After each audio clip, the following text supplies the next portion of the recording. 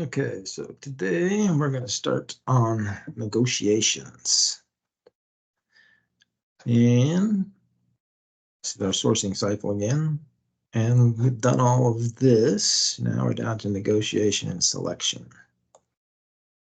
So ISM has got 3 phases of negotiation, or steps, I guess we'll call them. And the one we'll cover today is the planning step. And we'll cover preparing and executing the next few days.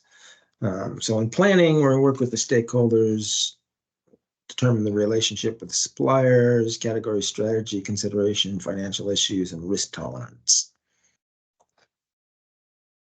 Prepare a negotiation plan that aligns with organizational objectives. So importance of pre-planning prior to negotiation starts early in the sourcing cycle and is essential for the negotiation success.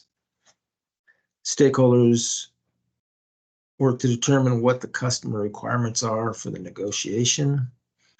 And supply management can add value by sharing knowledge about things like market trends, capabilities, negotiation process, etc. Understand the trade-offs the stakeholders are willing to make during a negotiation.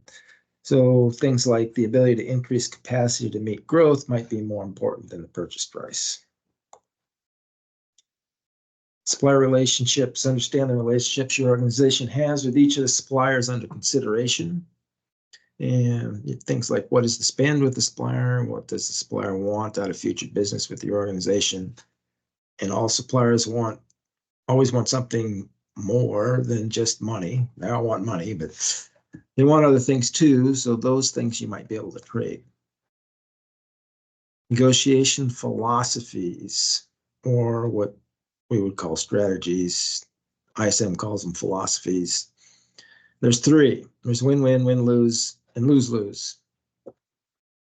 We'll cover them in a minute, but history of past relationships plays into it. Belief that the issue can be resolved. Whether when someone wins or loses, mixed motive nature of negotiations, or negotiators want their own way but want a continuing relationship. But in the situation where negotiators are accountable to someone else for their performance. So here's your philosophies. We've got win-win, which is collaborative. Extensive interactions, long-term strategy. Most common fast-growing industries where the profit pie is expanding for everyone. Then you've got win-lose, which ISM is going to call adversarial. I'm going to call competitive. And moderate interaction, medium to short term, which I disagree. It can be long-term too. Most common in mature industries. So buyer usually has the power, but not always. Other variations, accommodating or yielding, supplier has the power, or compromising, neither party has the power. This is one where you got a mature industry, the profit pie is not growing, it's not expanding that fast, maybe 2-3% a year. And it's more of a struggle between you and the supplier as to how much things are going to cost. And then you've got lose-lose. In lose-lose, it's confrontational, disinterested, temporary. Neither party wants to do business with the other, but are forced to because of circumstances beyond their control. So when you're in this position, it's usually because you're dealing with a sister division or a subsidiary that does not perform well and you really don't want to have to use, but you're being told you've got to use, and the subsidiary doesn't want to do business with you either. It's the way it goes. Understanding cultural differences. When negotiating with suppliers of a different country, understand how the culture influences your own values and behavior. So know the other party's culture and the influences and their values and behaviors, and how the culture views corporate profits. Creation and distribution of profits influences who the actual stakeholders in the business may be. Oops. So Gert, the Dutch guy, has 5 cultural dimensions, things like power, distance, uncertainty, avoidance, individual, and collectivism. You can go to his website here. And he kind of explains each one. He's got little maps. So here's collectivism for world map. Darker is much more individualistic. Lighter is much more collective. So China is very collective. US and Canada are very individualistic. Power distance, extent to which the less powerful members in an organization, institution accept and expect that power will be distributed unequally.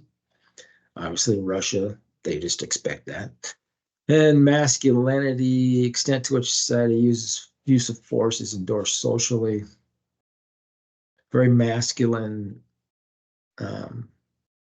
societies are places like China, Central America,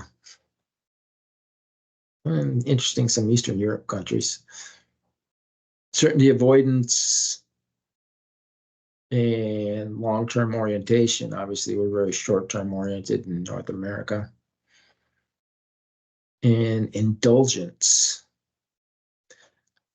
about the good things in life. So, Russia, I don't even know that they exist. We're all about them here, North America. Okay, so it just kind of gives you a breakdown of how people think. And then we've covered these two, long-term, short-term. Organizational cultural factors, culture of the company that you're negotiating with, participative culture versus hierarchical, small company versus large, government versus private, etc. And category strategy considerations. The outcome that you're aiming for in the negotiation must be consistent with the overall category strategy.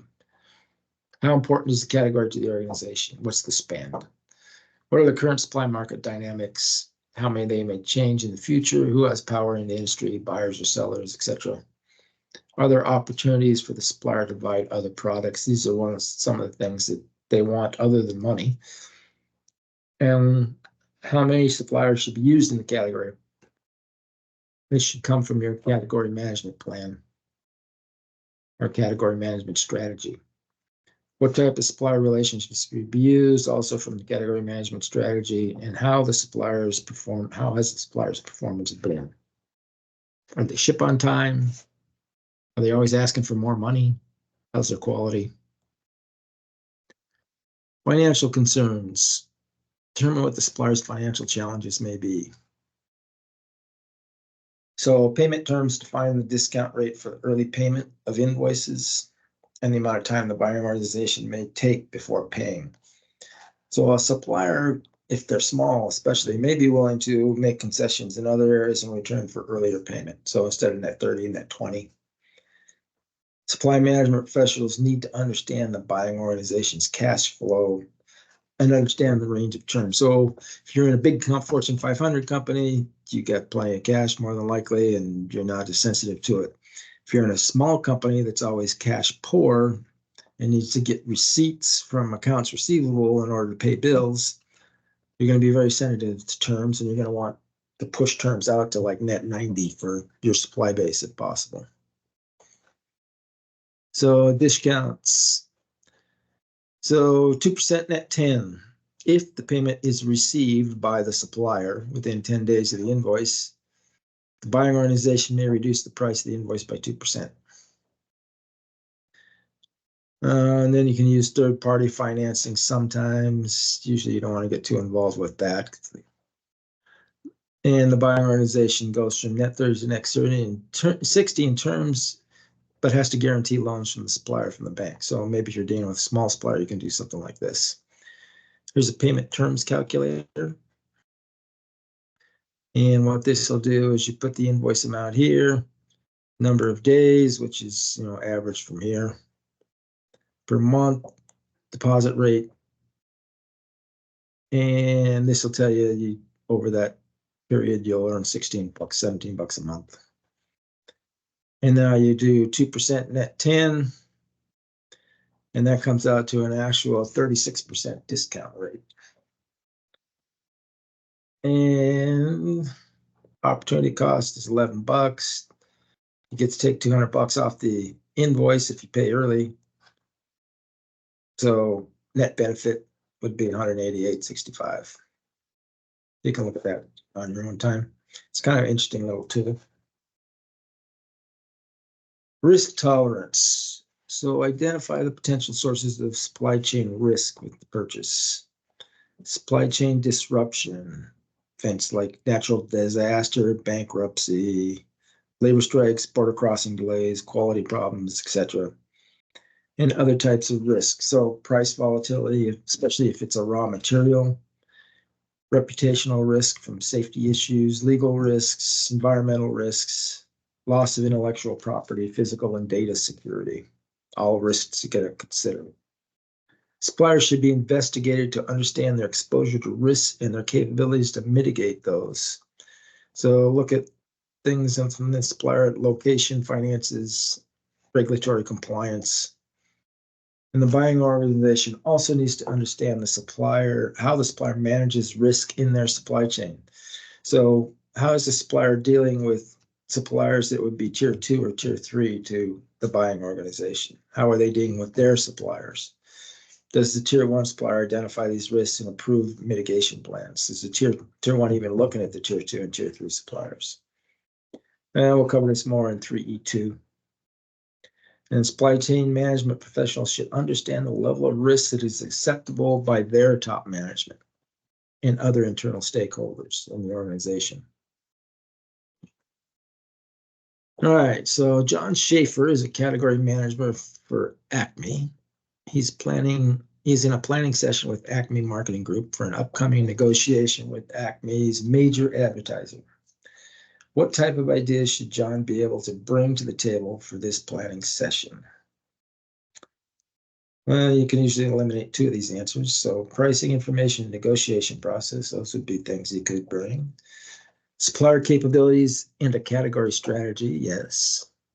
Market trends, supplier capabilities, and the negotiation process, yes. Negotiation process and the category strategy. So all of the above would be an answer. You can bring all of those things. So in a question like this, you want to go with the one that encompasses the most. And it's usually the longest answer. I would go with market trends, supplier capabilities, and the negotiation process.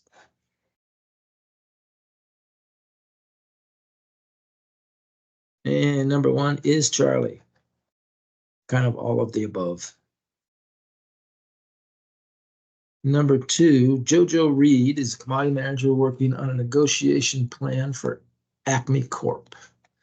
The supplier she is negotiating with cannot reduce the price of the product any further and still be profitable. Always a problem. The part also requires extensive year-long validation testing for any design change. Jojo's manager, though, is telling her that there is not enough savings to move the part to a new supplier.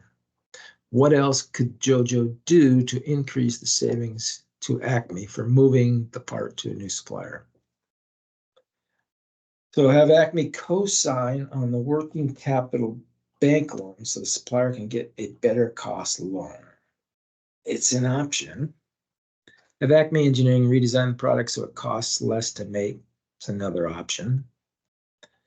Have the supplier provide cash discounts if payment is made early. This one is easily implemented. And resubmit an RFI to the supplier and demand an answer within a month. Yeah, that's not going to work. You can throw that one out. So there's three of them that could really work. Although A is pretty involved and B is going to take a long time. So I would again go with C. Number 26 is Charlie. Okay.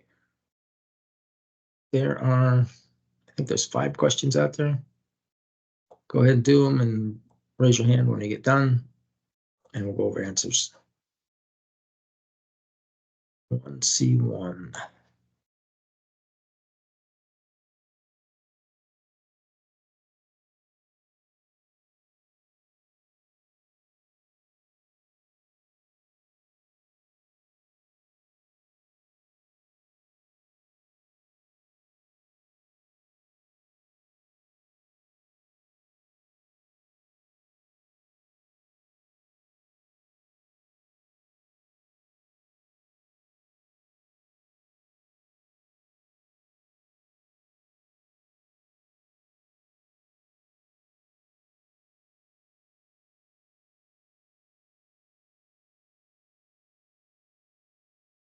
All right, you can pause the video until you get the questions all answered, but we'll go over the answers now. Number one is option B, because there is no direct correlation between global versus domestic negotiations and the time needed. In addition, the added complexities of global negotiations may tend to lengthen the process rather than shorten it. Two is Charlie, because product quality can be determined by an objective testing and is not as affected by ideological or cultural differences as the others listed.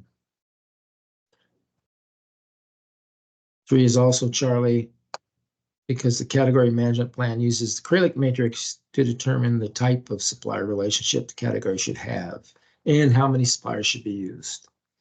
Since this plan is already approved by management, one can assume it was vetted by internal stakeholders. Four is Alpha. Because to go forward with risk analysis, Scott's next step should be to understand the level of risk that is acceptable to the top management and other internal stakeholders. He can then do a risk assessment of the sourcing event. And five is Delta. XYZ is not willing to share any information or costs, and they're extremely competitive industry. Thor should be prepared to negotiate using quotes from other suppliers and a price analysis. This leads to a win-lose philosophy.